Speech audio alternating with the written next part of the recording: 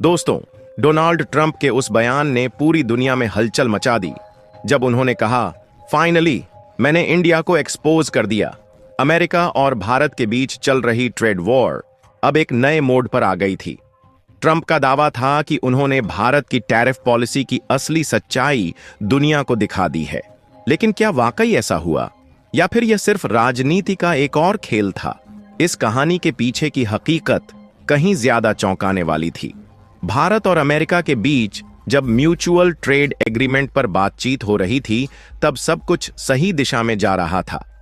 भारत ने यहां तक कह दिया था कि वह टैरिफ कम करने को तैयार है। इसी बीच भारत के commerce minister Piyush Goyal America गए, जहां आगे की बातचीत होनी थी। लेकिन फिर अचानक सब बदल गया। डोनाल्ड ट्रंप ने मीडिया में बयान दिया कि वह भारत पर रेसिप्रोकल टैरिफ लगाने वाले हैं। पहले बातचीत में कुछ और, फिर प्रेस में जाकर कुछ और। यह क्या खेल था? भारत इस चाल को समझ चुका था, लेकिन कहानी यहीं खत्म नहीं होती। अमेरिका सिर्फ टैरिफ की बात नहीं कर रहा था, वह चाहता था कि भारत उसके डिफेंस प्रोडक्ट खरीदे, खासकर वो फाइटर जेट जो अमेरिका किसी भी हाल में भारत को बेचना चाहता था। लेकिन भारत ने भी चालाकी से जवाब दिया। भारतीय वायुसेना के एयर चीफ ने खुलकर कहा, हम कोई फ्रिज खरीदने नहीं जा रहे कि बस दिखने में अच्छा लगा और उठा लिया। अमेरिका जिस F-35 फाइटर जेट को भारत पर थोपना चाहता था, वह न सिर्फ महंगा था, बल्कि खुद अमेरिका की रिपोर्ट्स में उसके कई गंभीर तकनीकी खामियां उजागर हो चुकी थीं, और भारत को महज दिखावे के लिए इतने महंगे जेट की जरूरत नहीं थी। अब सवाल यह था कि अगर भारत F-35 नहीं खरीदेगा तो क्या खरीदेगा? क्या अमेरिका का दबाव भारत को झुका देगा? जवाब चौंकाने वाला था। भारत के पास एक ऐसा ऑप्शन था जो F-35 को हर मायने में मात दे सकता था। Sukhoi 57। Speed, endurance, combat capacity, हर चीज में यह अमेरिकी जेट से आगे था। और सबसे बड़ी बात, कीमत। जहां F-35 की कीमत लगभग $80 मिलियन थी, वहीं सुखोई 7वीं इससे आधे दाम में आ सकता था। मतलब एक F-35 की कीमत में भारत 2 सुखोई 7 खरीद सकता था। अब फैसला भारत के हाथ में था। ट्रंप के बयान ने इस पूरे मामले को तूल दिया था, लेकिन असल में उन्होंने खुद को ही एक्सपोज कर दिया था। भारत ने अमेरिका के ट्रेड वॉर का जवाब अपने अंदाज में दिया। टैरिफ का मुद्दा अपनी जगह, लेकिन डिफेंस सेक्टर में अमेरिका पर निर्भरता खत्म। भारत ने दिखा दिया कि वह न सिर्फ अपनी शर्तों पर ट्रेड करेगा, बल्कि अपने सुरक्षा मामलों में भी पूरी तरह स्वतंत्र रहेगा। तो अब सवाल यह है, क्या अमेरिका भारत के इस जवाब को बर्दाश्त कर पाएगा? क्या ट्रेड वॉर और ज्यादा गहराएगा, या फिर यह एक ऐसी रणनीति है जिससे भारत अपने डिफेंस सेक्टर को और मजबूत करेगा? जवाब तो आने वाले समय में मिलेगा, लेकिन इतना तय है कि यह लड़ाई अब सिर्फ ट्रेड वॉर नहीं रही, अब यह सुपर पावर गेम बन चुकी है। अमेरिका और भारत के बीच चल रहे इस खेल को सिर्फ ट्रेड वॉर कहना गलत होगा, क्योंकि यह अब सिर्फ टैरिफ और डिफेंस डील तक सीमित नहीं रहा। असल लड़ाई कुछ और है, सुपर पावर की पोजीशनिंग। अमेरिका चाहता है कि भारत उसकी बनाई गई गाइडलाइंस पर चले, लेकिन भारत अब पहले जैसा नहीं रहा। यह नया भारत है जो अपने फैसले खुद लेता है और अपने फायदों को सबसे पहले रखता है।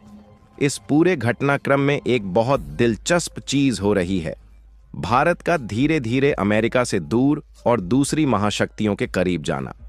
रूस तो भारत का पारंपरिक दोस्त है ही, लेकिन अब भारत फ्रांस और इजरायल के साथ अपने डिफेंस सेक्टर को मजबूत कर रहा है।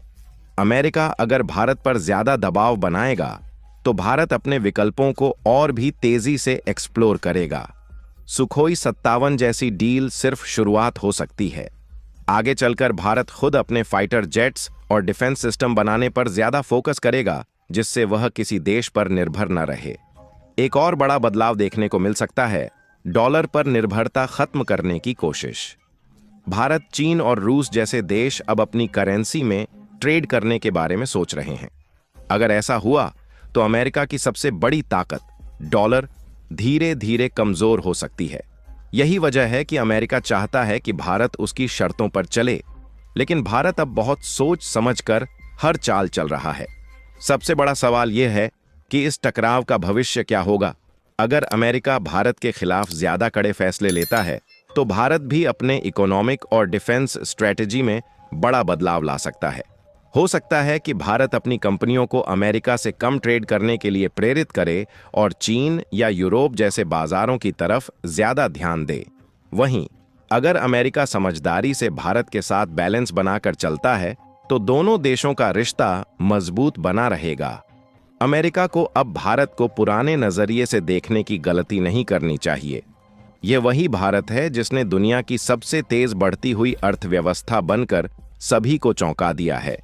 अगर अमेरिका ने सही कूटनीति नहीं अपनाई तो वह न सिर्फ एक बड़ा ट्रेड पार्टनर खो सकता है बल्कि एक मजबूत रणनीतिक सहयोगी भी। अब देखना यह होगा कि आगे कौन सी चाल चलेगी, भारत की या अमेरिका की। भविष्य में भारत और अमेरिका के रिश्ते एक नाजुक मोड़ पर आ सकते हैं, जहां टेक्नोलॉजी, डिफेंस और ट्रेड तीनों मुख्य युद्ध क्षेत्र बनेंगे। अमेरिका अगर अपनी मौजूदा रणनीति जारी रखता है और भारत पर दबाव बनाता है तो भारत टेक्नोलॉजी और डिफेंस सेक्टर में आत्मनिर्भरता की रफ्तार और तेज कर देगा। भारत पहले से ही सेमीकंडक्टर मैन्युफैक्चरिंग, आर्टिफिशियल इंटेलिजेंस और डिफेंस रिसर्च में अरबों डॉलर इन्वेस्ट कर रहा है। अगले 10 सालों में हो सकता है कि भारत अमेरिका पर टेक्नोलॉजी के लिए निर्भर रहना पूरी तरह बंद कर दे और अपने खुद के चिप्स, सॉफ्टवेयर और डिफेंस इक्विपमेंट बनाए। इसके अलावा डिजिटल पेमेंट और करेंसी वॉर भी देखने को मिल सकती है। अमेरिका चाहता है कि डॉलर पूरी दुनिया की अर्थव्यवस्था पर राज करता रहे, लेकिन भारत अब रुपये में इंटरनेशनल ट्रेड करने के लिए कई देशों से बातचीत कर रहा है। अगर भारत इस दिशा में सफलता हासिल कर लेता है तो यह न सिर्फ अमेरिका के लिए एक बड़ा झटका होगा बल्कि पूरी ग्लोबल इकोनॉमी का पावर बैलेंस बदल सकता है। भारत और रूस पहले ही रुपये रूबल में ट्रेड कर रहे हैं और अगर यूरोप, मिडिल ईस्ट या एशियाई देश इस मॉडल को अपनाते हैं तो डॉलर की बादशाहत कमजोर हो सकती है। डिफेंस सेक्टर में भारत जल्द ही अमेरिका से हथियार खरीदने के बजाय खुद के hypersonic missile, 5th generation fighter jets और अत्याधुनिक ड्रोन बना सकता है। अभी भारत अमेरिका से पीछे है, यूरोप पर कुछ हद तक निर्भर है, लेकिन आने वाले समय में भारत खुद एक डिफेंस एक्सपोर्टर बन सकता है। अगर भारत अपने खुद के हाईटेक हथियार विकसित कर लेता है तो यह अमेरिका और यूरोप के डिफेंस मार्केट में बड़ी हलचल मचा सकता है। टेक्नोलॉजी कंपनियों के लिए भी भविष्य चुनौतीपूर्ण रहेगा। अगर अमेरिका भारत पर ज्यादा पाबंदियां लगाता है तो भारत अपनी स्वदेशी टेक कंपनियों को प्रमोट करने के लिए मजबूर हो सकता है। गूगल, मेटा और माइक्रोसॉफ्ट जैसी कंपनियों को भारतीय मार्केट में नए नियमों का सामना करना पड़ सकता है। भारत पहले ही डेटा लोकलाइजेशन पर जोर दे रहा है और अगर अमेरिका ने ज्यादा दबाव डाला तो भारत अपने इंटरनेट इकोसिस्टम को और ज्यादा इंडिपेंडेंट बना सकता है।